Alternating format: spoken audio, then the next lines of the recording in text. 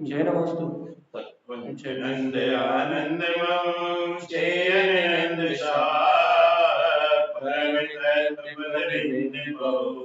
नमियो से दशवा गुरु श्री गुपति गुपति ज्ञान सहकार कारण तरण समर्थ मुनि गुरु संसार निवार जो जिनवर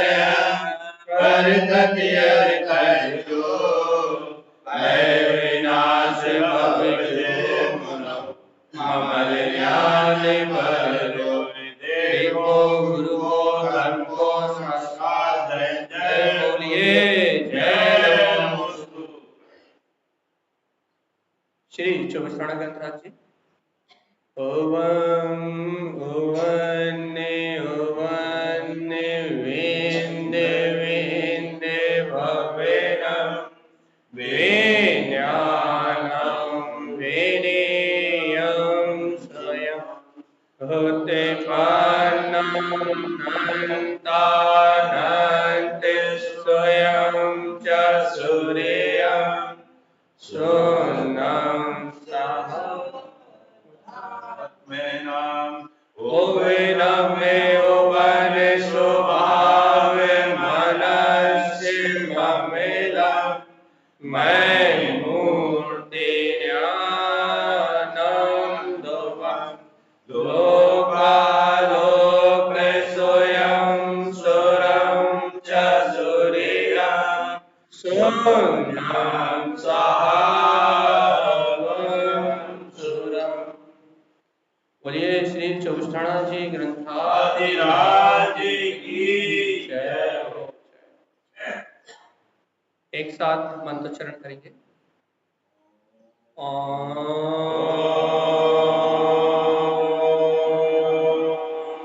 नमः भुवनसिद्धे नमो नमः। ओम नमः भुवनसिद्धे नमो नमः।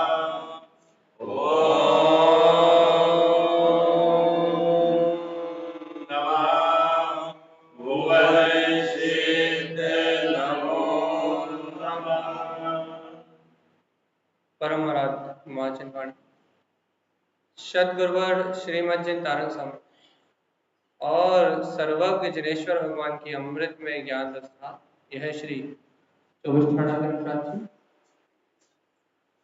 जहाँ श्रीमद जिन तारक स्वामी हम सभी सभी जीवों को मोक्ष मार्ग का उपदेश दे रहे हैं। अभी चर्चा में क्रम चल रहा है संसार भाव। अभी संसार भाव का सूक्ष्म स्वरूप कहने के बाद अब उसे स्थूल स्वरूप में कहेंगे, सभी जीव समझ सकें कि वास्तव में संसार भाव है क्या। अभी जो संसार भाव का स्वरूप कह के आए उसे एक लाइन में कहेंगे, द्रव कर्म, भाव कर्म, नो कर्म, ये ही अपना तीनों लोक है और इसमें इनके द्वारा मन वचन काय की होने वाली प्रवृत्ति जिसमें जीव एकत्र करके बैठा, यही जीव के संसार का भाव। और जब तक जीव इस संसार भाव में है, इस प्रकार से संसरण कर रहा है, अर्थात जन्मरण कर रहा है, परिभ्रमण कर रहा है, तब तक ही उसका संसार है।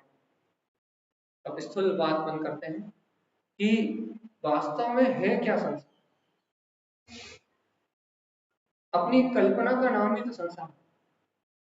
अच्छा बताओ, आपके जीवन में, आपके या हमारे जीवन में वास्तव में कौन सी घटना संसार, ये बताओ।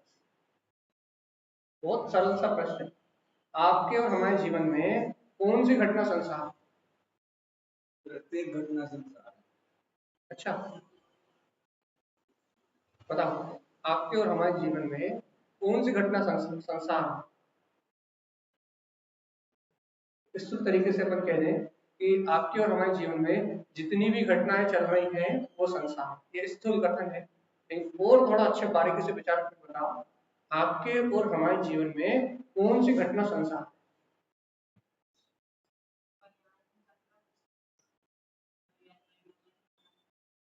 देखो तो आपके और हमारे जीवन में वो घटना संसार है जिससे हमारा जुड़ाव है, जिसमें हमारी मान्यता है।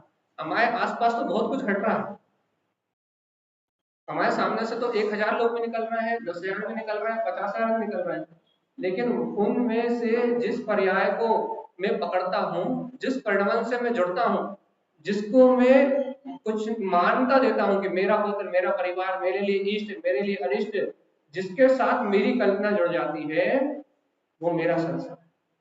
और जिसके साथ मेरी कल्पना नहीं जुड़ती, वो यहाँ मान लो 25 लोग बैठे, अब 25 लोगों के प्रति यदि मेरे सबके प्रति अलग अलग भाव है कि नहीं।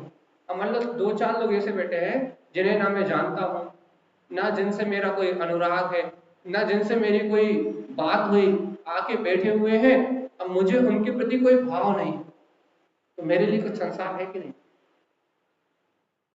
मतलब बात इतनी सी हो गई, जहां जहां अपना अज्ञान मान्यता रूप भाव है, जहां जहां अपन अज्ञान मान्यता कर रहे हैं, जहां जहां अपन अज्ञान मान्यता के द्वारा अपनी काल्पनिक जगत को, अपनी कल्पना के द्वारा मान्यता दे रहे हैं, बस उतना ही उतना संसार। अपन मान्यता ना दे तो संसार।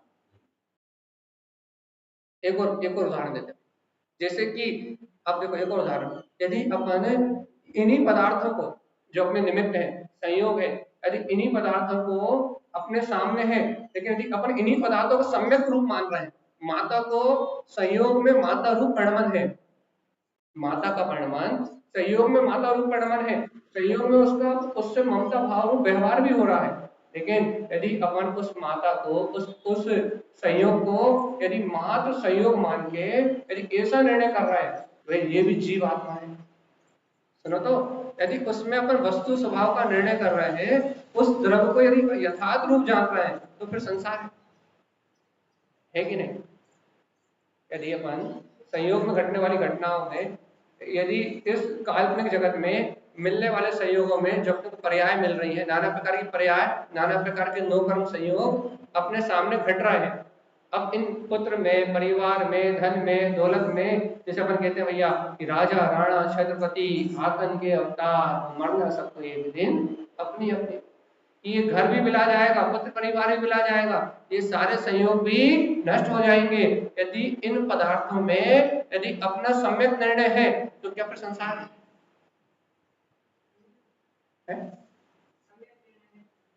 है क्या संसार का?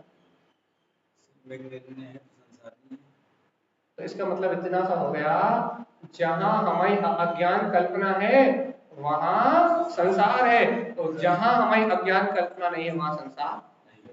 कितना संसार बताओ आपको, यदि इस संसार को छोड़ना है तो क्या क्या छोड़ना पड़ेगा? दो दो सेकंड में बात क्लियर होती है। यदि आपको और हमें संसार छोड़ना है तो क्या छोड़ना पड़ेगा? बस भैया, इन पर पदार्थों में, इन नाना प्रकार के संयोगों में, इस नाना प्रकार के परिणमन में यदि हम अपनी अज्ञान मानता को त्याग दें, अज्ञान मानता मैं कर रहा हूँ, करा रहा हूँ, मेरे द्वारा हो रहा है, यदि हम इस अज्ञान कपोल कल्पना का छोड़ दें, तो संसार जैसी कोई चीज है ही नहीं, संसार जैसी कोई वस्तु ही नहीं है। इसलिए बार बार कहा जाता है कि संसार जीव बाहर नहीं, संसार तेरे अंतर है, संसार बाहर का जन्म मरण नहीं है, संसार बाहर का परिभ्रमण नहीं है, संसार बाहर की यात्रा नहीं है, संसार आंतरिक कल्पना का नाम। हमने इसे अभी आधे घंटे पौन घंटे पहले चर्चा करी थी, तब हमने कहा था संसार एक कवि की कल्पना है, संसार एक कवि की कल्पना है। जैसे कवि अपनी कल्पनाओं में किसी भी वस्तु को कुछ भी कर सकता है, कवि चाहे तो सूर्य को रंग सा फीका कर दे, सूर्य की हस्ती को भी मिटा दे और चंद्रमा का गुणगान कर दे, और कवि चाहे तो भैया चंद्रमा को रंग सा फीका कर दे और सूर्य का गुणगान कर दे। है कि नहीं? कवि में ये ताकत है कि नहीं, कि जब उसको जैसी कल्पना होगी तब वो वैसा गुणगान कर देगा, और जिस चीज को उठा दे उसको उठा दे, और जिसको गिरा दे उसको गिरा दे। ये है कि नहीं कवि की कल्पना? लेकिन उस कवि की कल्पना में यथार्थता कहाँ है? वस्तु स्वभाव। और जब तक वो कल्पना है, ये याद रखना अपने को, केवल ज्ञानी भगवान के ज्ञान में जैसा वस्तु का स्वभाव आया है, यदि उसकी वैसी स्वीकारता नहीं है तो फिर उन पदार्थों में अपनी नाना प्रकार की कल्पना है। और जब तक अपनी अज्ञान मानकर रूप नाना प्रकार की कल्पना है, तब तक अपना अनंत संसार जैसा का जी की कल्पना है। पूरा ये संसार, ये पुत्र, ये परिवार, ये धन, ये दौलत, ये इंद्रिय के भौतिक सुख, ये बाहर के जो संसाधन है, ये सब एक कवि की कल्पना है। ये भैया ऐसा हो गया, कोई मर गया, कोई कोई किसी का जन्म हो गया, कोई पदार्थ मिल गया, कोई पदार्थ हमसे खो गया, भैया कभी कभी कुछ अच्छा लग रहा है, कभी कुछ बुरा लग रहा है। ये जितना कुछ भी हो रहा है ना, ये एक अज्ञानी, एक जीव की अज्ञान कल्पना है। वास्तव में तो जैसे द्रव्यों का स्वभाव है, द्रव्य तो वैसे ही है, द्रव्यों में थोड़ा कुछ परिवर्तन हो रहा है। बताओ, जीव में कोई परिवर्तन हो रहा है? जीव द्रव्य के गुणों में कोई परिवर्तन हो रहा है? या पुद्गल के गुणों में कोई परिवर्तन हो रहा है? पुद्गल अपना स्पर्श रस स्वभाव छोड़ रहा? नहीं छोड़ रहा। जीव अपना ज्ञान दर्शन चेतन लक्षण स्वभाव छोड़ रहा? नहीं छोड़ रहा। जब जीव अपना स्वभाव नहीं छोड़ा, पुद्गल अपना स्वभाव नहीं छोड़ा, धर्म अधर्म आकाश और काल ये तो वैसे उदासीन निमित्त है, इनसे तो कोई काम वैसे भी है ही नहीं, ये तो परिभ्रमण के लिए प्रेरणा देते ही नहीं है। यदि हमें संसार परिभ्रमण की प्रेरणा यदि कोई देता है, प्रेरक निमित्त यदि कोई बनता है, तो ये पुद्गल कर्म निमित्त बनते हैं, या फिर अपनी अज्ञान मान्यता है अपने को प्रेरित करती है कि खाओ, चलो, उठो, बैठो, क्या बोलते हैं, इंद्रिय विषयों को, पाप परिग्रह को जोड़ो। ये पुद्गल को देख के ललायत होते हैं, पुद्गल की विभाव परिणति देख के, पुद्गल की भी विभाव परिणति है, स्पर्श रस गंध वर्ण रूप, खट्टा अच्छा लगता है, मीठा अच्छा लगता है, चिरपिरा अच्छा लगता है, या तो पुद्गल हमें प्रेरणा देता है, और या फिर हमें अज्ञान मानता हमें प्रेरणा देता है। प्रेरणा तो अपने को इन्हीं से मिल रही है ना, तो धर्म अधर्म आकाश काल तो देते ही नहीं, इनका तो कोई रोल ही नहीं है। संसार परिभ्रमण में आप धर्म द्रव्य को कारण नहीं बोल सकते, अधर्म द्रव्य को कारण नहीं बोल सकते, आकाश को नहीं बोल सकते, काल को नहीं बोल सकते। क्यों नहीं बोल सकते? तो ये विभाव रूप परिणमन होते ही नहीं है, और ये किसी भी पुद्गल और जीव को विभाव रूप परिणमन करने की प्रेरणा ही नहीं देते। तो फिर अब ये प्रेरक निमित्त है ही नहीं, तो अब प्रेरक निमित्त में कौन है भैया? जीव और पुद्गल, ये दो बचे, ये चार तो हट गए।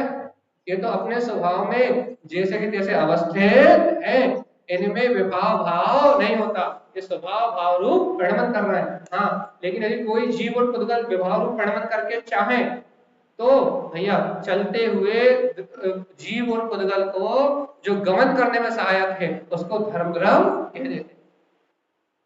गमन करने में सहायक है, लेकिन गमन करने के लिए प्रेरणा नहीं देते।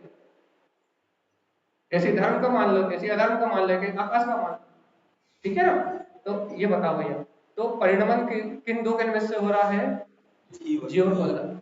तो अब इतना बताओ भगवान जी, अब इस पुद्गल में जो हम नाना प्रकार की कल्पनाएं कर रहे हैं, बाकी द्रव्य तो स्वतंत्र हो गए, अब बाहर होने वाले घर पुत्र परिवार नो कर्म से सहयोग मिले हैं, इनके निमित्त से, घर के पति के निमित्त से, पत्नी के निमित्त से, बच्चों के निमित्त से, या फिर समाज के निमित्त से, इन नाना प्रकार के संयोगों के निमित्त से जो हमें भाव हो रहा है, चाहे राग के हो या द्वेष के हो, ऐसा कहो, इष्ट के हो कि इनसे हमारा लाभ है, या अनिष्ट के हो इनसे हमें हानि है, ये जो इष्ट अनिष्ट की जो अपन कल्पना कर रहे हैं, जो इष्ट अनिष्ट की जो मान्यता कर रहे हैं, अज्ञान मान्यता, इसका नाम है संसार। और यदि आप होते हुआ परिणमन स्वतंत्र है, और इस परिणमन का करने वाला मैं जीवात्मा नहीं हूं, तो संसार लाके बताओ, अज्ञानता के बिना संसार लाके बताओ, मिथ्या मानता के बिना संसार खड़ा करके बताओ, संभव है? कल्पना के बिना संसार लाके बताओ, यथार्थ वस्तु के स्वभाव को सामने रखो, यथार्थ द्रव्य के स्वभाव को सामने रखो, उसके बाद संसार की उत्पत्ति बताओ, है संभव? इसलिए उपादान की महिमा कही जाती है, इसलिए शुद्ध आत्मा की महिमा कही जाती है कि जब तक जीव अज्ञान कल्पनाओं से इस पुद्गल के साथ, मन वचन काय के साथ संसर्ग कर रहा है, जब तक इन मन वचन काय के परिणाम को कुछ भी मान रहा है, अच्छा बुरा मान रहा है, इनमें सुखी दुखी होके अपनी आत्म सत्ता को, अपनी चेतना को भूला हुआ है, तब तक इस जीव का संसार अनंत है।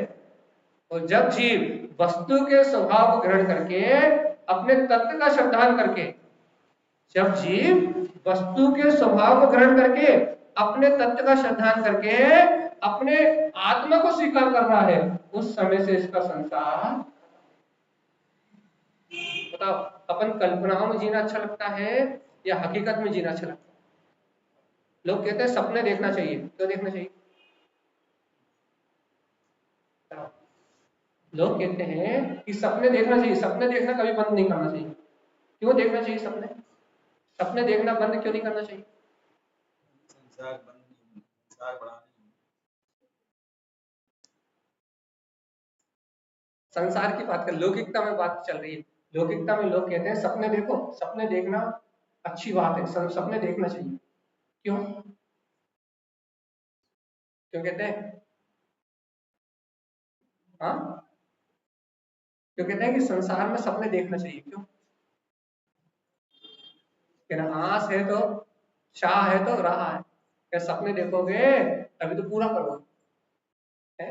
जब सपने देखोगे कि मेरे पास एक गाड़ी हो, मेरे पास एक बंगला हो, मैं 5 स्टार होटल में भोजन कर रहा हूँ, मैं क्या बोलते हैं एरोप्लेन में बैठ के विदेश में यात्रा करने जा रहा हूँ, कि ना जहाँ सपने देखोगे, जहाँ कल्पना करोगे, वहीं तो पूर्ति करने के लिए उन इंद्रिय विषयों रूप पागल होगे, उसके लिए मेहनत करोगे, उसके लिए पूरा समय शक्ति उपयोग लगाओगे। और यदि आस ही नहीं करोगे संसार से, यदि संसार से आस ही नहीं करोगे, संसार से चाह ही नहीं लगाओगे, तो तुम संसार में पुरुषार्थ काहे के लिए करोगे? पुरुषार्थ मतलब अज्ञान मान तक यदि कल्पना ही नहीं करोगे, तो तुम्हें विभाव भाव रूप परिणाम काहे के लिए होगा? जैसे संसारी जीव क्या कहते हैं, सपने देखो, ठीक है नहीं? सपने देखो भैया, बड़े बड़े सपने देखो। क्यों? क्योंकि इन बड़े बड़े सपनों को देखो और फिर इन इच्छा पूर्ति के लिए, इन कल्पनाओं की पूर्ति के लिए अपना पूरा जीवन, समय, शक्ति उपयोग इन इंद्रिय विषयों में, इन पापों में लगा दो, बस खत्म। संसार में जन्म करो और संसार में ही मर जाओ। ये है संसार की नीति, संसारी जीवों की नीति, संसार की नीति। यही जन्म लो और यही मरो, यही सपने देखो, मोक्ष की बात मत करो। नारायण स्वामी कहते हैं मेरी आस मेरे पास। आशा कीजिए तो एक धर्म की कीजिए, छंद की कीजिए, शास्त्र की कीजिए, भजन की कीजिए, पूजा की कीजिए। जिस आस होश यह जीव मुक्ति के सुख को मिल सके। काय की आस? मोरी आस मोरे पास। काय की? जीवात्मा तुम झूठी कल्पनाएं करते हो। देखो लोग कहते कल्पनाएं करो, हम कल्पना करने के लिए मना नहीं करते, लेकिन कल्पनाएं करो, लेकिन झूठी कल्पनाएं मत। आचार्य तारण स्वामी कहते हैं आस करो, वो भी कहते हैं भैया आस को कल्पना नहीं कह सकते, भावना करो, इच्छा करो। तारण स्वामी भी इच्छा करने की बात करते हैं, लेकिन काय की इच्छा करने की बात करते हैं? धर्म को प्राप्त करने, रत्नत्रय को प्राप्त करने की, पूजा की, छंद की, भजन की, अंतर में अपने अंतर आत्मा कल्याण जिस भावना से हो जाए उसकी। भैया देखो तो कल्पना अर्थात इच्छा करने की मनाही नहीं है, लेकिन मिथ्या कल्पना करने की मनाही। इच्छा करने के लिए नहीं रोक रहा है, आस करने के लिए नहीं रोक रहा है, लेकिन आस उससे करो ना जहां आशा की पूर्ति हो, जो आस अनंत काल के दुखों को नाश कर दे, जो होश, जो प्रतिस्पर्धा, होश मतलब जो प्रतिस्पर्धा कि पहले तू मुक्त होगा कि पहले मैं मुक्त होऊंगा, ऐसी प्रतिस्पर्धा कर दो ना जिससे ये आत्मा अनंत काल के दुखों से छूट जाए। ऐसी प्रतिस्पर्धा क्यों कर रहे हो? जिससे संसार का परिभ्रमण बढ़े। तेरे पास गाड़ी आ गई तो मेरे पास क्यों नहीं आई? तेरा बंगला बन गया तो मेरा बंगला क्यों नहीं बना? अरे ये वस्तुएं तो बाहर की पुण्य पाप की है, इनकी कल्पना कर रहे हो, इन बाहर की पुण्य पाप की वस्तुओं की कल्पना कर रहे हो जो कि झूठी है। वो जब वो वस्तु जब प्राप्त होनी है तब प्राप्त होगी। तुम सपना देखो भैया कि तुम आज कलेक्टर बन जाओ तो संभव नहीं। क्यों? क्योंकि यदि वो पुण्य के उदय में होगा तो वैसा परिणाम होगा, पुण्य उदय में नहीं होगा तो नहीं होगा। भगवान जी तुम और हम संसार की झूठी आस तो झूठी कल्पना तो करते हैं, लेकिन जिनेन्द्र भगवान कहते हैं तू सिद्धों जैसा है, तू अरिहंत के समान केवल ज्ञान दर्शन में अनंत शक्तियों का धारी है, अनंत रिद्धियों का धारी है, लेकिन एक बार बता भैया मेरे अंतर में कभी मेरे गायक स्वभाव की अंतरात्मा की अपने स्वभाव की आस होती कि नहीं होती? भैया जल्दी से सम्यक दर्शन प्राप्त करो, जल्दी से सम्यक ज्ञान प्राप्त करो, फटाफट अपने अंतरात्मा की अनुभूति करो और इस 84 लाख योनि के परिभ्रमण से ऐसी आशा होती कि नहीं? पैसे कमाने की इच्छा तो होती है भाई, झूठी कल्पना, क्योंकि पुण्य से आएगा, पुण्य का उदय होगा तो आएगा, तो पाप का उदय होगा तो नहीं आएगा। तो संसार में पर पर्याय को परिणाम को ग्रहण करने की आशा तो होती है, लेकिन अपने गायक स्वभाव को अपने ध्रुव तत्व को ग्रहण करने की आशा होती कि नहीं? अपने जिन स्वभाव को अनुभव में प्रकट करने की आशा होती कि नहीं? आशा तो लगाई हमने किससे? पुद्गल से। आशा तो लगाई हमने पुद्गल से कि इस पुद्गल का उपभोग करते करते मैं आज नहीं तो कल सुखी हो जाऊंगा, लेकिन भैया जो चैतन्य चमत्कार अपने देह देवालय में विराजमान है, इस अंतर आत्मा से आस लगाई कि नहीं? पति से तो आस है कि सुख देगा, बच्चों से तो आस है कि सुख देंगे, लेकिन इन गुरु से सदगुरु से आस है कि नहीं है? ये सदगुरुदेव वो ज्ञान अमृत देंगे जिससे मेरा अनंत काल का अज्ञान तिमिर क्षण में दूर हो जाएगा और मेरी आत्मा अनंत सुख के विभव को प्राप्त कर लेगी। बच्चों से आस है, पुत्र परिवार से आस है, दुनिया से आस है, लेकिन अपने सदगुरु से आस है कि नहीं? जिससे आस होगी, जहां चाह है वहां रहा है।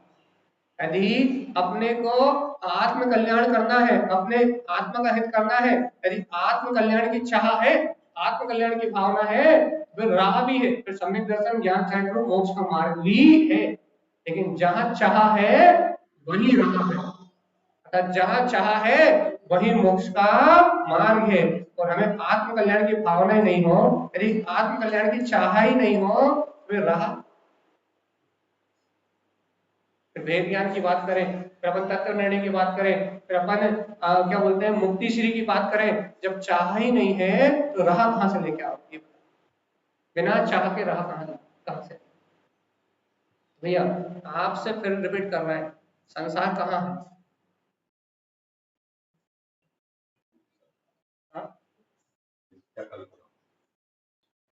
याद रखो भैया, हजारों करोड़ों वस्तुएं पड़ी हो, लेकिन जिन वस्तुओं से आपका राग और देश है, जिन वस्तुओं में आपके अपना तो महत्व की कल्पना है, वह संसार वही है। करोड़ों लोग हो, उनसे कोई लेना देना नहीं है, लेकिन जिन वस्तुओं में, जिस घर में, जिस मकान में, जिस पुत्र में, जिस परिवार में, जिस सहयोग में तुम्हारी अच्छे बुरे की मानता है, वह उतना ही संसार है, बाकी लोगों से कोई लेना देना। अमेरिका में, लंदन में, विदेशों में कितने लोग हैं, कितने जीव हैं? अनंत, कितने सारे जीव, कितने करोड़, कितने अरब की पॉपुलेशन है? आप ये बताओ, इतने अरब की पॉपुलेशन में आपको राग देश कितनों से?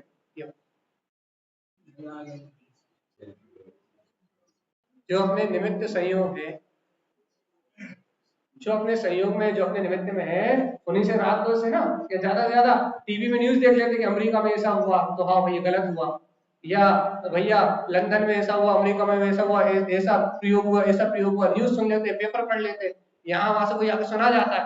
तो जितने लोगों का सहयोग मिल रहा है, जितनी अपने को जानकारी मिल रही है, उसमें जितना अपन राग देश कर रहे हैं उतना ही संसार है और ज्यादा है ना।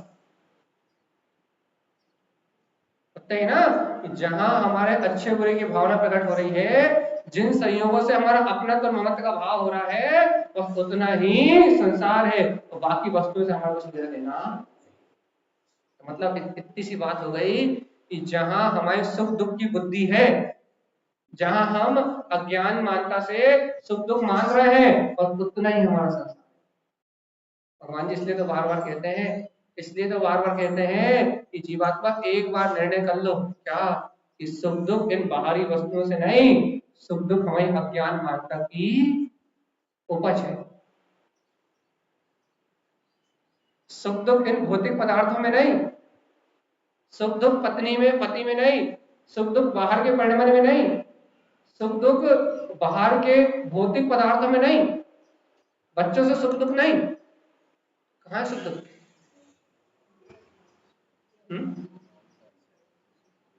इनमें हमारी जो मोह राग की प्रवृत्ति है वहां हमारा सुख दुख है। भगवान जी सुनो तो, जब तक ये सुख दुख है तब तक अनंत संसार जैसा का तैसा है। बताओ क्या करना, क्या करना?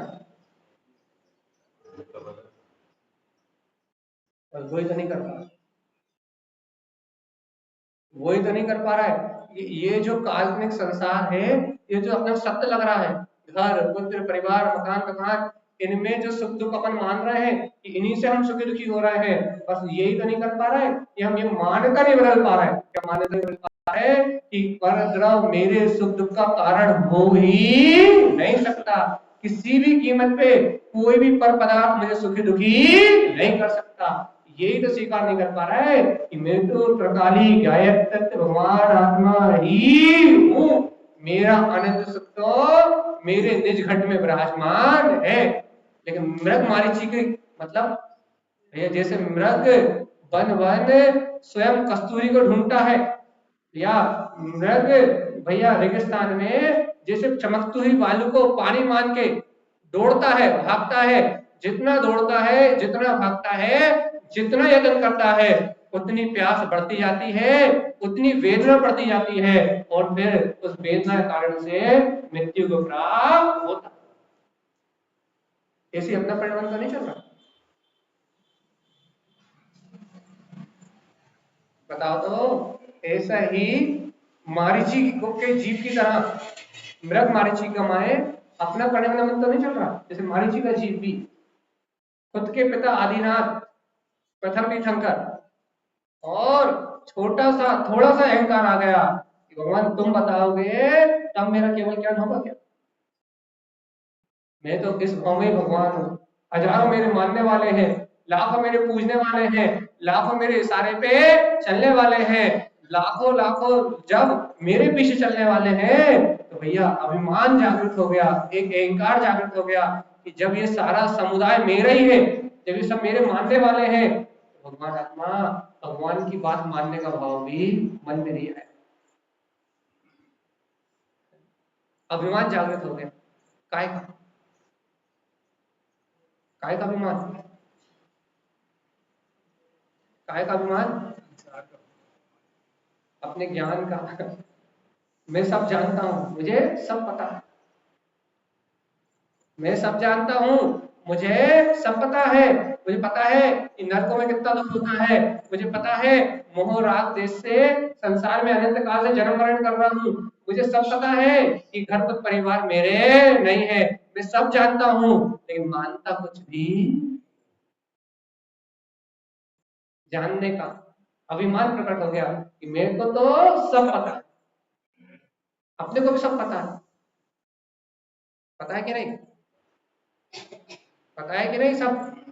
लेकिन भैया सब कुछ पता होने के बाद भी कोई स्वीकार करने के लिए तैयार नहीं है कि ये पर द्रव्यों में सुख दुख की कल्पना करने का नाम अनंत संसार है, और जब तक हम इन पर द्रव्यों में सुख दुख की कल्पना करके अपने अनंत अनंत संसार को बढ़ा रहे हैं, तब तक एक क्षण के लिए भी आत्मिक सुख को, शाश्वत सुख को प्राप्त नहीं कर पाएंगे। और जब तक हमारा आत्मिक सुख प्राप्त नहीं होगा, शाश्वत सुख को प्राप्त नहीं करेंगे, तब तक ये जीव सुखी होने वाला। कर लो कहां तक मरण कर सकते? अच्छा बताओ, मरण करने की कितनी सीमा है कोई लिमिट है? एक सांस में 18 बार, एक सेकंड में 24 बार जन्म मरण करने वाला है जीव अनंत काल से जन्म मरण कर रहा है। इस जन्म मरण की कोई सीमा है? अनादि और अनंत है, कभी खत्म नहीं होगा। यदि आत्मज्ञान नहीं जगा, हमारी अज्ञान कल्पनाएं इस जगत के पदार्थों में, यदि हमने अपनी अज्ञान कल्पना, अज्ञान बुद्धि का त्याग नहीं किया, तो ये जन्म मरण की पीड़ा कभी खत्म होने वाली नहीं है। ये भूख प्यास जन्म मरण क्षुधा वेदना, ये रोग हमेशा अपने को शोक में हमेशा ही रहेंगे, कभी खत्म नहीं होंगे। क्यों खत्म नहीं हो रहा है बताओ तो? ये शोक है, ये रोग, ये अनादिकाल की जन्म मरण की पीड़ा क्यों खत्म नहीं हो रही? हाँ, वो हमें अज्ञान मानता सलट नहीं रही, और कुछ भी नहीं कहा जा रहा करने के लिए, कुछ छोड़ने के लिए नहीं कह रहे अपन। देखो देखो, हमें अज्ञान मानताओं में रस आता है कि मेरी माँ, मेरे पिता, इसने मुझसे अच्छे से बोला, इसने मेरी बात मान ली, इसने मेरे अनुसार काम कर दिया, ये मेरे सुख का साधन है। देखो, जब ये मेरी राह की पूर्ति करता है तो मुझे कितने आनंद की अनुभूति होती है। जब कोई मुझसे मेरे राग की पूर्ति नहीं करता तो मुझे कैसा क्रोध क्रोध का भाव आता है, मुझे कैसी देश अनुभूति होती है, कैसी मेरी अंतर की क्रोध की ज्वाला भड़क जाती है। तो भगवान आत्मा देखो तो, जब कोई राग की पूर्ति करता है तो हम राग के रस में निमग्न हो जाते हैं, और यदि उस राग की पूर्ति ना हो और राग का निमित्त ना हो तो हम आर्त ध्यान में, रोध ध्यान में रत होके, या क्रोध आदि की भावना में रत होके हम क्या करते हैं भैया? क्या करते हैं? ईर्ष्या आदि के भाव में, क्रोध आदि के भाव में रत होके वहीं के वहीं जलते रहते हैं। वहीं के वहीं अज्ञान मानताओं में, अपनी अनंत अज्ञान मानताओं में वहीं की वहीं वेदना को प्राप्त करते हैं, लेकिन इसके बाद भी आत्म सुख को प्राप्त करने का कोई उपाय नहीं।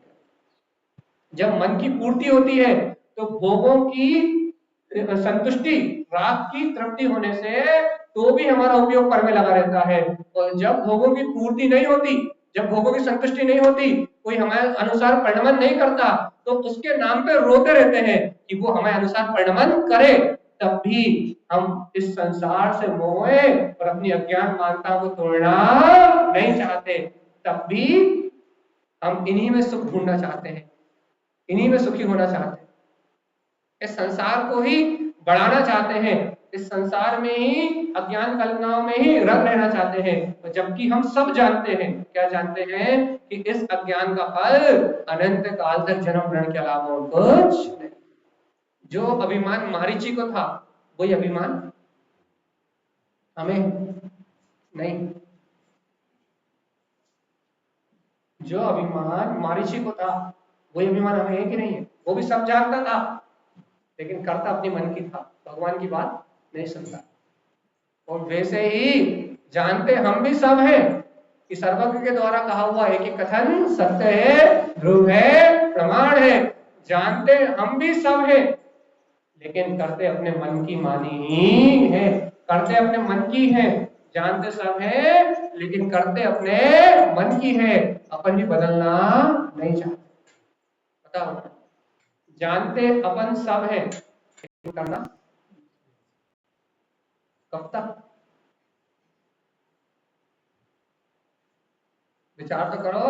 सब कुछ जानने के बाद भी, सब कुछ समझने के बाद भी यदि हमारा परिणाम अज्ञान मान का रूप चल रहा है, अज्ञान भाव रूप चल रहा है, तो भगवान जी कब तक मुक्ति की प्राप्ति होगी?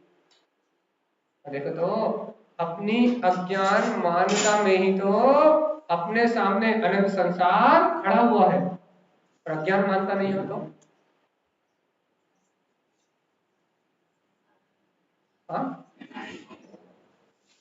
यदि मान अपमान का भाव ना हो, ऊंचे नीचे का भाव ना हो, यदि मान अपमान की भावना ना हो, छोटे बड़े की भावना ना हो, यदि अपने को बाहर की अज्ञान कल्पनाओं में यदि एकत्र ना हो, तो आप अनंत अज्ञान संसार को खड़ा करके बताओ, खड़ा करके बताओ। अर्थात जब भी संसार का जन्म होता है, कब होता है? हाँ?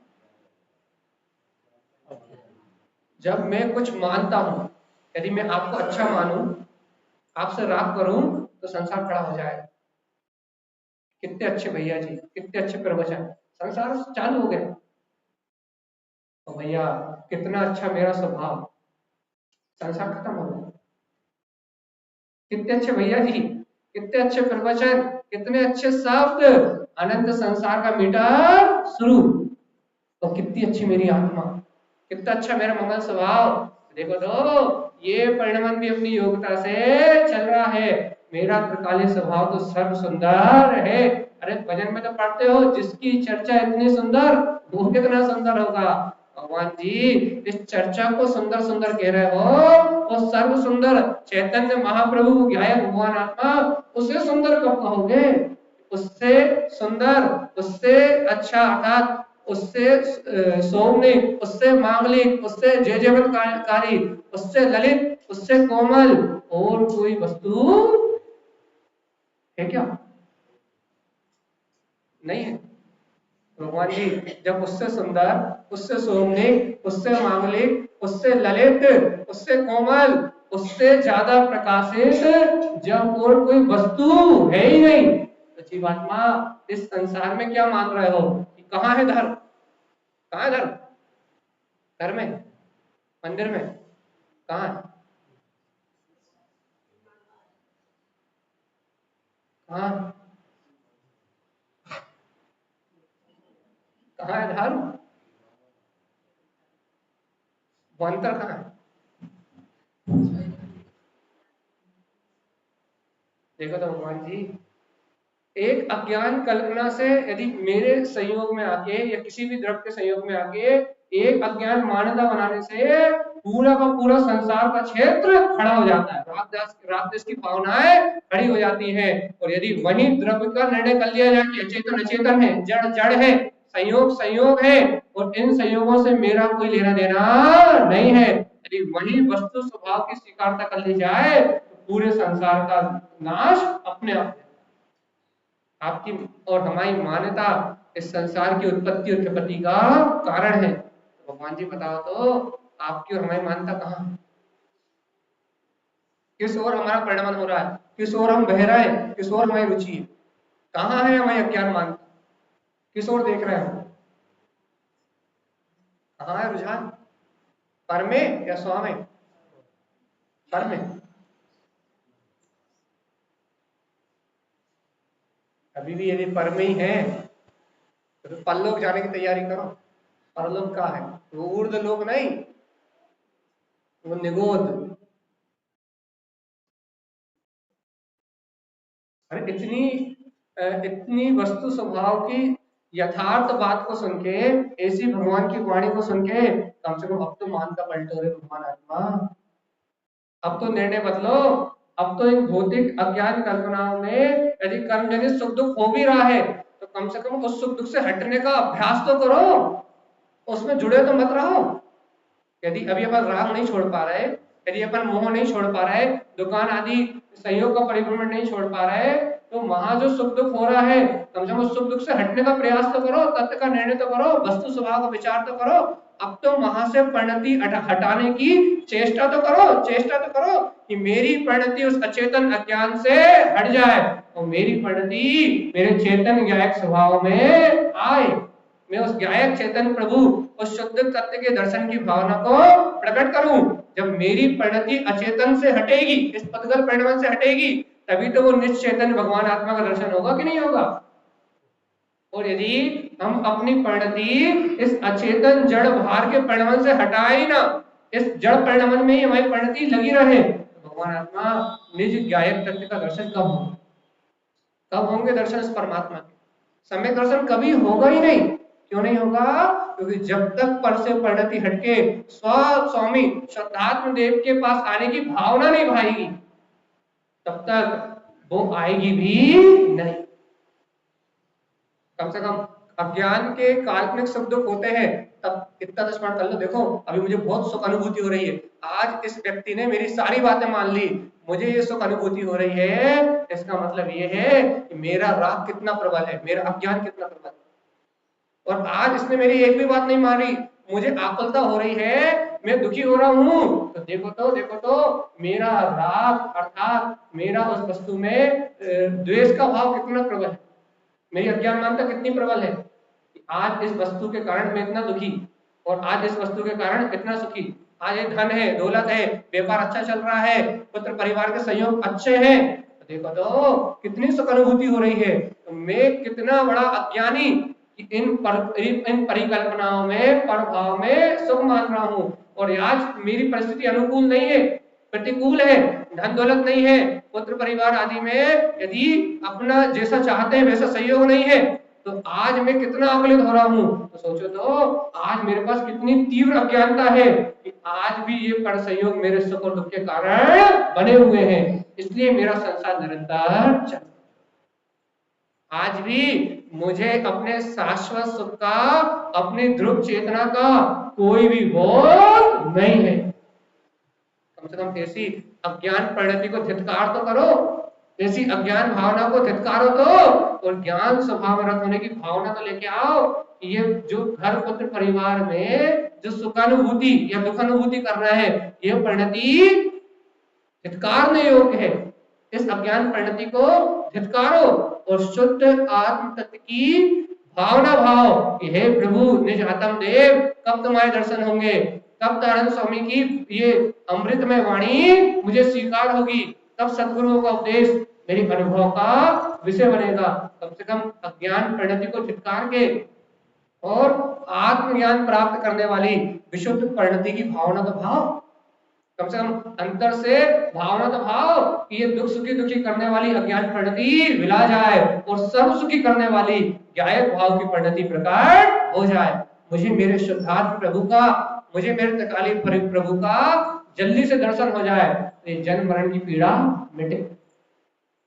मतलब भावना तो भाव है भगवान जी, और यदि इन भावनाओं के बिना, इन राग देश की अज्ञान परिणतियों में यदि जीवन नष्ट हो गया तो फिर और छोड़ नहीं मिलेगा आत्मा। भगवान के ज्ञान में यदि कोई तुम्हारा परिजन परिजन विदेश क्षेत्र पहुंच गया और भगवान से प्रश्न किया कि मेरे पूर्व भाव के माता पिता या मेरे पूर्व भाव की बहन या मेरी पत्नी या मेरे पति कहाँ है, तो भगवान केवल ज्ञान में देख के कहेंगे कि अनंत निगोद संसार में भटक रहे।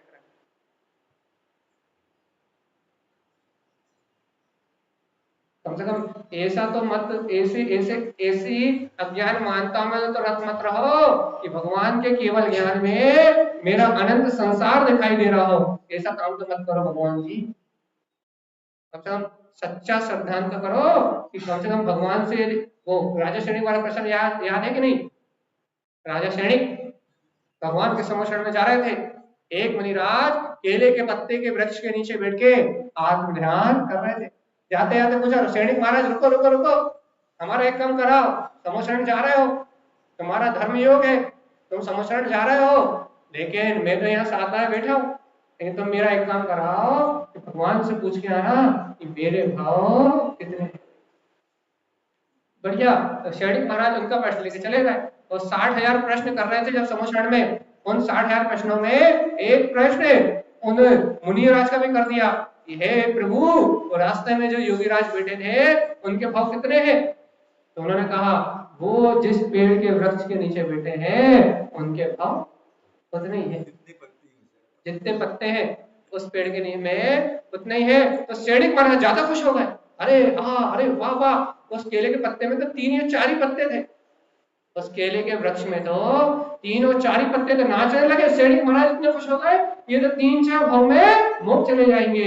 लेकिन जब लौट के आए तो देखा वो मुनि महाराज इमली के वृक्ष के नीचे।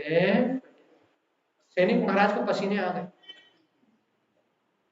ये क्या हुआ, ये क्या अनर्थ कर दिया महाराज, अच्छे खासे केले के वृक्ष के नीचे ध्यान कर रहे थे, ये क्या हो गया आपको कि आप इमली के वृक्ष के नीचे आके बैठ गए, वो क्या गया आपको, क्या हो गया आपको? क्यों? महाराज तुम मेरी शंका का क्या समाधान लेके आए, सैनिक तुम बताओ तो। अरे कहने महाराज कैसे बताऊं, बड़ी दुविधा है। क्या कह दिया भगवान ने, ऐसा ये तो नहीं कह दिया कि मैं अभक्त हूं, मेरा कभी मोक्ष नहीं होगा? नहीं, ऐसा तो नहीं कहा। अच्छा, ऐसा नहीं कहा, क्या मतलब मुझे भक्त तो कहा है, मेरी मुक्ति तो होगी कहा है, हाँ महाराज ऐसा तो कहा है। तो फिर बताओ ना क्या कहा है? ये कहा है कि वो योगी राज जिस वृक्ष के नीचे बैठे हैं उसमें जितने पत्ते हैं उतने ही उनके भाव है। तो कहना तुम रो क्यों रहे हो, तुम पसीना पसीना क्यों हो रहे हो? वो मुनिराज खड़े होके नाचने लगे, नृत्य करने लगे, प्रसन्नचित हो गए, आनंद में हो गए और आनंद भाव की अनुभूति में भाव विभोर हो गए। राजा श्री घबरा गए, इतने सारे भाव और इतनी प्रसन्नता। अरे कहने लगे मूर्ख, भगवान ने कम से कम मेरे भाव का अंत तो देखा है कि मेरा आत्मा इस संसार से मुक्त होगा। इन भवों का क्या है, निगोर में जाएंगे, 1 सेकंड में 24 बार जन्म मरण करके पूरे कर लेंगे। इन भवों में क्या दम है, जब चाहेंगे तब काट देंगे। इन भवों में कोई दम नहीं है, लेकिन भगवान ने मेरा मोक्ष देखा। भगवान की वाणी में यदि मेरा निर्माण आ गया तो इसका मतलब है मुझे मुक्ति की प्राप्ति होगी। इतना काम तो कर जाओ मनुष्य भाव में कि भगवान की वाणी में यदि कोई अपने लिए पूछे, भगवान ये तो कहे 10 नहीं तो 50 भाव बाद, 50 नहीं तो 100 भाव बाद मोक्ष तो जाएगा। इतना तो कर जाओ कि नहीं। उनके केवल ज्ञान में अनंत संसारी मिथ्यात्व को, जड़वाद को मानने वाले अपन अज्ञानी मूढ़ तो ना दिखाई दे, हो पाएगा कि नहीं? अज्ञान मानकर टूट पाएंगे कि नहीं? अज्ञान राग टूटेगा कि नहीं? नहीं टूटेगा, छूट जाएगा। ये बाहर से सुख दुख की अनुभूति हो रही है, ये राग देश की भावनाओं में जो अपना दिन रात चित्त लगा हुआ है, पर पर्याय में परमात्मा के दर्शन हो रहे हैं और निज अंतर चेतन प्रभु क्या है भगवान आत्मा का विस्मरण करके बैठे हैं। भगवान जी क्या ये मोह राग छूटेगा कि नहीं? निज में बैठे हुए अंतर प्रभु के दर्शन करने की भावना अपने जीवन में आएगी कि नहीं? देखो भगवान जी, जब तक अज्ञान परिकल्पनाएं हैं, जब तक अज्ञान में सुख बुद्धि है, अर्थात जब तक पर में सुख बुद्धि है, पर में परमात्मा स्वभाव की मानता है, तब तक अपना परमात्मा मिलने वाला। जब तक नोट भगवान है, जब तक चैतन्य भगवान नहीं। जब तक नोट परमात्मा है, जब तक ज्ञायक भगवान आत्मा भगवान नहीं है। भगवान तो एक ही हो सकता है, दो नहीं हो सकते। एक समय में अपनी मान्यता एक को परमात्मा मान सकती, दो को नहीं मान सकती। समय दर्शन कारण सुनो अच्छे से। एक समय में अपनी जो मान्यता है, अपनी जो श्रद्धा है, एक समय में एक जगह समर्पण कर सकती। यदि आपने अपनी श्रद्धा को इस समय यदि आपने दूसरे के लिए समर्पण कर दिया तो वो अपने त्रिकालिक को ग्रहण करने वाली नहीं है, तो सम्यक दर्शन का कारण कभी उत्पन्न ही नहीं होगा, कभी नहीं होगा। इसलिए कुदेव, अरे मिथ्यादेव, कुगुरु, अनायतन, इनके सेवन से जीव को बचने का उपदेश दिया जाता है। क्यों दिया जाता है? यदि आपने कुगुरु, कुदेव, अरे मिथ्यादेव आदि इनके प्रति आपने एक समय की श्रद्धा दी तो आपका समर्पण, आपकी श्रद्धा जिस समय वहां समर्पण कर रही है, तो जो श्रद्धा पर में समर्पण कर रही है वो अपनी ओर समर्पण नहीं कर, क्योंकि जीव का परिणमन एक समय में एक जगह ही चलेगा। यदि एक समय में वो अपने चैतन्य परमात्मा को देव मान रहा है तो वो अन्य कहीं देव मानने की स्थिति में हो नहीं सकता। क्यों नहीं हो सकता? क्योंकि श्रद्धा एक समय में एक को मानेगी, दो को मान नहीं सकती, दो को स्थान नहीं दे सकती। कहीं भी अपना परिणमन चलेगा तो एक समय में एक के साथ चलेगा, दो के साथ चल सकता है क्या? उपयोग, अपना उपयोग एक समय में एक जगह लगेगा या 4 जगह लगेगा? एक जगह लगेगा ना। यदि आप यहाँ बैठ के प्रवचन सुन रहे हो और आपका उपयोग यहाँ लगा है तो घर की याद और कुछ चीज याद नहीं आ रही। और यदि घर में और कोई विकल्प चल रहा है, घर के, पुत्र के, परिवार के, तो उपयोग यहाँ नहीं। उपयोग तो एक समय में एक जगह लगेगा ना कि 2-4 जगह लग जाए। एक बार में एक को मानेगा कि 10-20 को मान ले भगवान जी। इसलिए जब एक समय में हम एक वस्तु को स्वीकार कर सकते हैं तो या तो परम सुख स्वीकार कर लो और या तो अपनी निज अंतरात्मा में सुख स्वीकार। हम ये नहीं कह रहे कि खाना पीना छोड़ दो, और हम ये भी नहीं कह रहे कि धन दौलत का दान दे दो। हम तो ये कह रहे हैं कि इन बाहर के प्राप्त साधनों में, संसाधनों में जो आपको पुण्य से प्राप्त हुए हैं, इनमें अज्ञान मानता जन जो सुख मान रहे हो या इनमें जो दुख मान रहे हो, भगवान आत्मा या तो इनमें सुख दुख मान लो या अपने आत्मा में सुख मान लो। या तो इन अज्ञान मानताओं से मैं अनंत काल से दुखी हो रहा हूँ, जन्म मरण कर रहा हूँ, ऐसा मान लो, और इन अज्ञान मानताओं को छोड़ दो तो अब भी वाली आत्मा का सुख प्रकट हो जाए। संसार कितना कितना संसार अपना, हाँ? जहाँ दृष्टि जहाँ डिठा वहाँ पिट्ठा, जहाँ डिठा वहाँ पिट्ठा, जहाँ दृष्टि वहाँ अपना परिणमन। ये बताओ भैया, सही बताओ, अपना संसार कितना?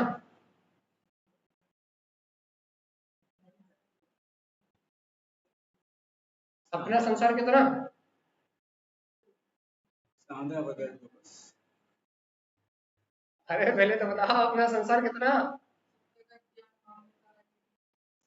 जितनी अपनी अज्ञान मानता उतना अपना संसार। अनंत प्रकार की अज्ञान मानताएं हैं, अनंत काल से पर पदार्थ के कर्ता बने हुए हैं, तो अपना अनंत संसार। और जहां आत्मज्ञान या तत्व निर्णय की शुरुआत हुई, जहां तत्व ज्ञान हुआ, अपन ने वस्तु स्वभाव को स्वीकार करा, उसी समय से अनंत संसार का नाश। एक समय में अनंत संसार छूटता है, एक समय में तत्व का सच्चा निर्णय होता है, 58 लाख योनिया और अनंत संसार एक समय में छूटता है। क्यों? जहां जीव की परिणति पर से पलटी और अपनी ओर आई, उसी समय अनंत संसार का नाश। फिर कितना रह जाता है? सुई, एक सुई को समुद्र में डुबाओ तो उसकी कोर में जितना पानी आएगा एक बूंद में नहीं रहती। जहां मानता बदली हो वहां संसार खत्म। अनंत की गिनती नहीं लगना चाहिए, बाकी तो सब निपट जाए। अनंत की गिनती को खत्म कर दो बस। और अनंत की गिनती को खत्म करने का मतलब है सिर्फ अज्ञान मानता को छोड़ दो बस। ओनली घर मत छोड़ो, खाना मत छोड़ो, पीना मत छोड़ो, भोग विषय करना मत छोड़ो, संयोगों में रहना मत छोड़ो, लेकिन इनकी कल्पना छोड़ दो कि इनसे मैं सुखी दुखी हूं। यहाँ इनके बीच में रहते हुए आत्म कल्याण की भावना को, अपने निज हित की भावना को मुख्यता दो। अपने निज कल्याण की भावना को, निज हित की भावना को सामने रखो, तो क्या होगा भैया? इन संयोगों में रहते हुए भी मेरा संसार छूटेगा कि नहीं? कैसे? घर मत छोड़ो, फिर क्या छोड़ दो? ये घर मेरा है, इस पागलपन जैसी कल्पना को छोड़ दो। ये घर नहीं है, मरघट है। कहाँ मरोगे? घर में कि हॉस्पिटल में? अस्पताल में कि घर में रख दूंगा। घर में मरोगे तो घर मरघट। और आजकल तो लोग घर में भी नहीं मर पा रहे, बेचारे बदनसीब हैं, वेंटिलेटर पे हॉस्पिटल में मर रहे। हॉस्पिटल में मरोगे तो हॉस्पिटल मरघट बन जाएगा, और घर में मरोगे तो घर मरघट बन जाएगा। जहां मरोगे वो मरघट, और जहां छोड़ के आएंगे वो शमशान। जहां सबकी शान शून्य हो जाए, जहां किसी की कोई शान ना हो कि मेरा मकान, मेरा दुकान, मेरे परिवार, मेरा पुत्र, मैं अध्यक्ष, मैं मंत्री, मैं नेता, मैं अभिनेता। जहां सबकी शान शून्य हो जाए, जहां सबकी शान खाक में मिल जाए, वो शमशान। और जहां अपन मरे वो मरघट। जहां किसी का अभिमान ना चले वो शमशान, और जहां मरेंगे वो मरघट। कहां मरोगे?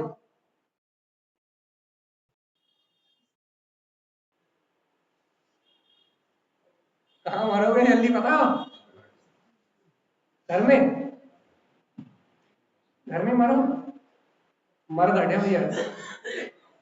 ध्यान रखना, नहीं मरघट से मोह करोगे तो अनंत अनंत काल तक यही मरघट में ही मरते रहोगे। इसलिए भैया काय का अभिमान, जब शान शमशान में ही जाना है, जब शान दो मुट्ठी राख ही रह जाना है, तो काय का, घर का, पुत्र का, परिवार का, धन दौलत का अभिमान किस बात का? अरे इन सब संयोगों को पुण्य से प्राप्त किया है, तो पाप उदय से मिला जाएंगे। मेरा निज गायक आत्मा तो तीन लोक का स्वामी, मेरा निज अंतर आत्मा तो मेरे अंदर में विराजमान है। वो अरिहंत सिद्ध दशा मेरे अंतर में खचाखच भरी हुई है। बस जैन धर्म की विशेषता ये है कि यहाँ भक्त नहीं, सारे भगवान ही जन्म लेते हैं। यहाँ भगवानों का जन्म होता है।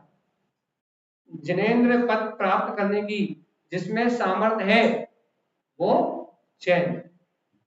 जो इंद्रिय विषयों को जीतना जानता है वो जैन। जिसमें इंद्रिय विषय कसाय पाप परिग्रह को जीतने की ताकत है, जो जिन है वो जैन। और जिसमें जीतने की ताकत नहीं है वो बनिया।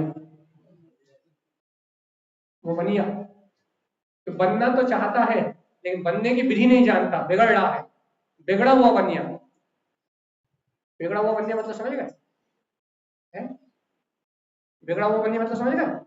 अभी तो मनुष्य भाव मिल गया लेकिन आगे नर्क निरोधी बनेगा नहीं। बनिया वो जो मनुष्य भाव मिला तो देव गति में जाए, अरिहंत दशा को प्रगटाए, जिसको आगे लाभ कमाने की कला आती हो वो बनिया। जो बनना जानता है वो बनिया, लेकिन बनिया नहीं है, बिगड़ा हुआ बनिया। क्या कर रहा है? पूर्व में प्राप्त संसाधनों को भोग रहा है, विषय कसाय में लीन है, ये बन नहीं रहा, ये बिगड़ रहा है। अभी मनुष्य गति में, कल त्रियंश में, नरक में और निबोध में जाने की तैयारी कर रहा है। तो ये बनिया भी है कि नहीं? है बनिया। बने तो बनिया, बिगड़े सो धनिया। 2 रुपए किलो में बिक जाएगा।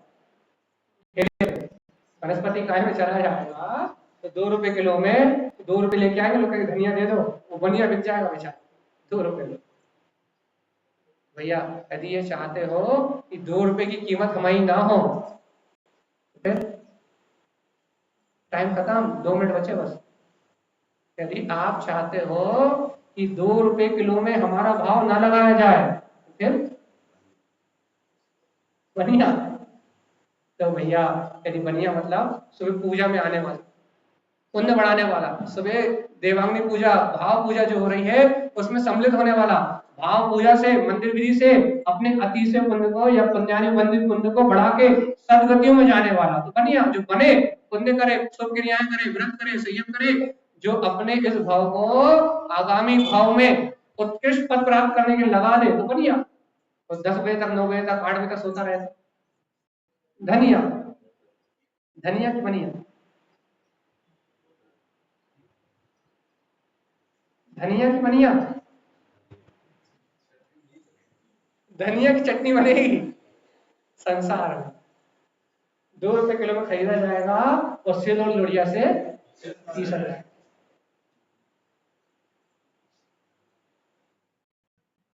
या तो बनिया या तो धनिया। धनिया बन गए तो गति तो सिल और लोड़िया ही भाग में आएगी। धनिया बनोगे तो भाग में तो वही आएगा ना। बनिया बनोगे तो पूजा पाठ, भैया ये अपने धार्मिक संस्कार, ये भेद ज्ञान, तत्व निर्णय, स्वाध्याय, ये सब बनिए के लक्षण है। तो भैया यदि जिनेन परमात्मा बनना है, जैन बनना है तो फिर जो इन अज्ञान मानताओं को तोड़ेगा, जो जीतेगा इंद्रिय विषयों को, जो कसाय को जीतेगा, और मैं इस देह आदि से भिन्न अविनाशी गायक तत्व भगवान आत्मा हूं, इस वस्तु स्वभाव का श्रद्धान करेगा वो जैन। जैन नहीं बन पा रहे तो बनिया बन जाओ, तो बनिया नहीं बने तो धनिया तो बनना ही पड़ेगा। बने बनाए समझो भैया, अपन अपना अपना निर्णय करें कि अपन धनिया पत्ती ना बने और बनिया ही बन जाए, और बनिया नहीं तो जैन बन जाए तो बहुत अच्छी बात है। जैन पद प्रकट करने की भावना प्रकट हो जाए, अंतर आत्म कल्याण करने की भावना प्रकट हो जाए, शरीर आदि से भिन्न अपने गायक तत्व का सहकार हो जाए तो अति उत्तम भैया। ऐसी मंगलमय भावना के साथ बोलिए आचार्य संत की जय।